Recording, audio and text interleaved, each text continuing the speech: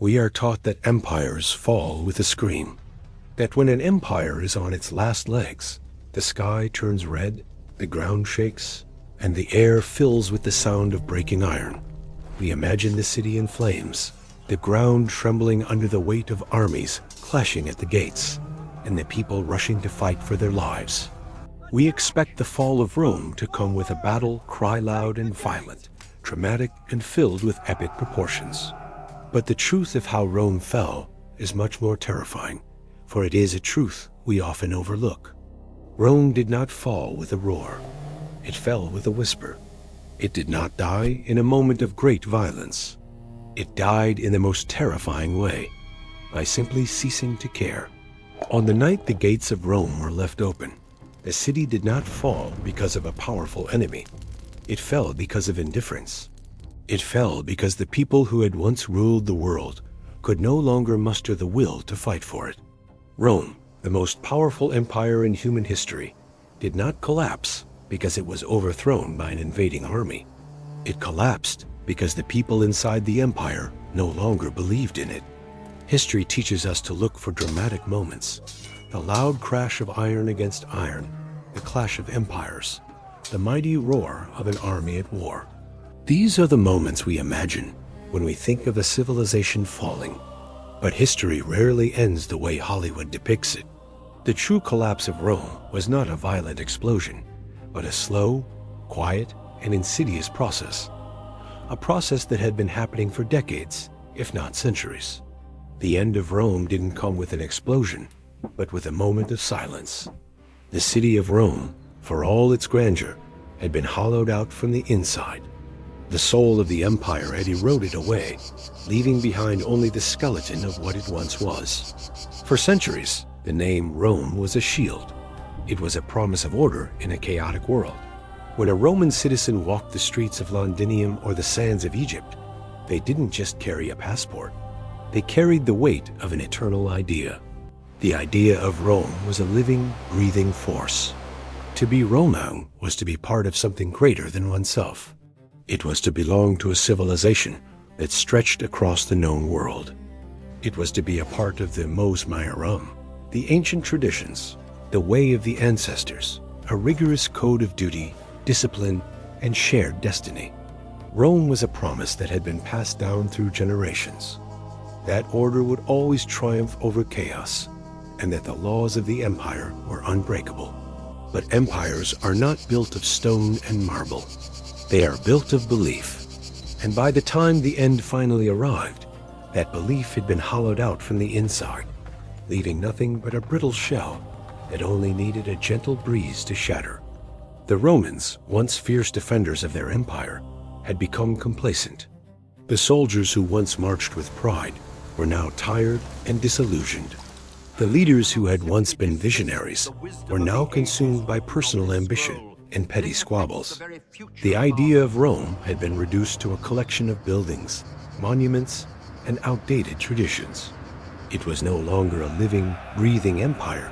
It was a museum of its former self. The decline of Rome was not a sudden event. It was not a single catastrophe that brought the empire to its knees. It was a slow and steady erosion of belief, a decay that happened gradually over time. The signs were there, but no one noticed them. The Roman people had grown tired. They had grown complacent. They had stopped fighting for their empire because they no longer believed in it. The city of Rome, as the sun dipped below the 7 hills that surrounded it, was quiet. The lights in the streets flickered on as they had for centuries, casting long, amber shadows across the ancient stones. The markets were filled with the usual sounds merchants, haggling over prices, children playing, and the faint smell of bread and wine wafting through the air. The same comforting smells that had filled the streets for 1,000 years still hung in the air. But there was something different about this night. There was a stillness that hadn't been there before. The city seemed to breathe a little more slowly, as if it was aware that something had changed, but couldn't quite place what it was. Inside the city, the wealthy citizens of Rome were enjoying the comforts of their opulent homes. They dined on food imported from distant provinces, drank wine from the finest vineyards, and discussed the latest fashions from the East. But they were also aware of the cracks in the empire. The roads were deteriorating, the aqueducts were leaking, and the government was increasingly corrupt. The once great empire was no longer the grand, unified force it had been. It had become a patchwork of inefficiency, apathy, and decay. The soldiers who stood guard at the gates of the city were no longer the proud legionaries who had once marched to the ends of the earth. They were tired men who hadn't been paid in months, whose armor was rusted, whose shields were dented. They stood watch not because they believed in the empire, but because it was their job. The loyalty they had once felt toward Rome had been replaced by resentment and apathy. The guards at the Salarian gate were not afraid of the enemy. They were tired of the endless routine of their post. They looked at the gate and thought, "Nothing happened last night. Nothing happened the night before. Why does it matter if it stays open tonight?"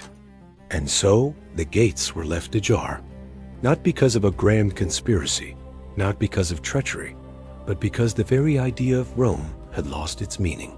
The guards knew the rules. They knew the gates had to be closed at sunset, but that night, the act of securing the gate felt meaningless. The weight of tradition was no longer enough to make them care. Outside the gates, the Visigoths who had been marching toward Rome for months were not met with a roar of Roman legions. Instead, they encountered silence. The open gates were not seen as a victory. They were seen as a sign that Rome had stopped caring, that it had stopped defending itself. The Visigoths did not need to break down the walls. They didn't need to scale the fortifications. They simply walked through the gates, unnoticed, unchallenged. Inside the city, no one seemed to notice the breach. The people went about their daily lives, blissfully unaware that their empire was crumbling around them. The senators debated in the forum, but their debates were hollow. The issues they discussed were trivial. They complained about the rising cost of grain, about the influence of foreign cultures, and about the decay of the youth. But they never addressed the real problem, that Rome had stopped believing in itself. As the Goths moved through the city, the realization of Rome's fall began to dawn on the citizens. But it didn't come with a great battle. It came quietly, like a shadow slipping through the cracks. People looked out from their villas and saw the Visigoths marching through the streets, and the only reaction was confusion. They had seen the signs, but they had never imagined that the fall of Rome would come like this. It wasn't a sudden burst of violence. It was a slow, creeping realization that the empire was no longer what it had once been. The fall of Rome did not come with the sound of swords. It came with the silence of a city that had stopped fighting for its own survival. The guards had left the gates open because they no longer believed in the empire they were supposed to protect. The citizens had stopped believing in Rome because it no longer represented something worth fighting for. Rome's fall was not a single event. It was a slow, gradual erosion of faith, of belief, and of purpose. And when the gates were left open, it was not a sign of weakness. It was a sign of apathy. When the sun rose the next morning, the city of Rome did not look any different. The gates were still there, the buildings still stood, and the roads were still paved. But something was gone. The belief that had once held the empire together had vanished. Rome had fallen, not because of an external enemy, but because the people inside the gates had lost their will to defend it. Rome had become a victim of its own success. It had once believed that its power was eternal, that its walls would never fall. But the empire had grown tired, and its people had grown complacent. They had stopped believing in the greatness of Rome, and in the end, that was the only thing that mattered.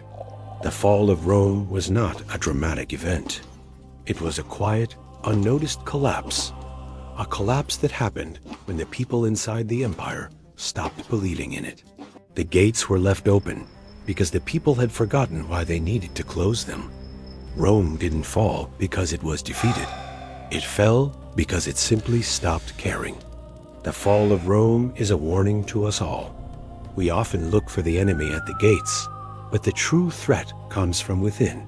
When we stop caring about the things that once defined us, when we stop believing in the systems that have sustained us, the gates will be left open.